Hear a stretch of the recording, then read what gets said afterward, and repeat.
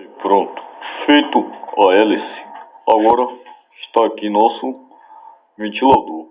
Vocês estão vendo? Ele já está pronto. Eu acoplei aquela parte da rosinha no CD, coloquei a hélice e arrumei um suportezinho para poder segurar o motor. Tá vendo?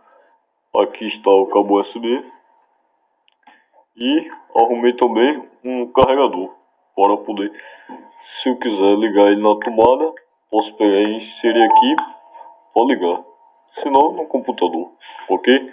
Vamos lá botar nosso ventilador para funcionar.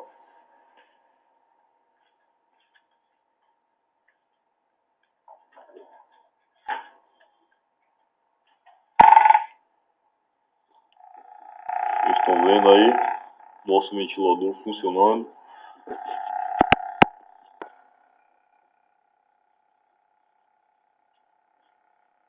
E essa é a distância que o nosso ventilador consegue atingir. Vocês estão vendo?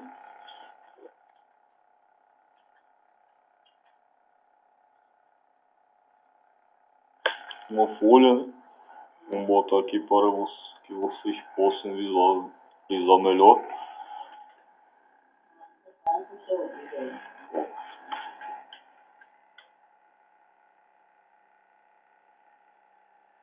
Tá vendo? E é isso aí.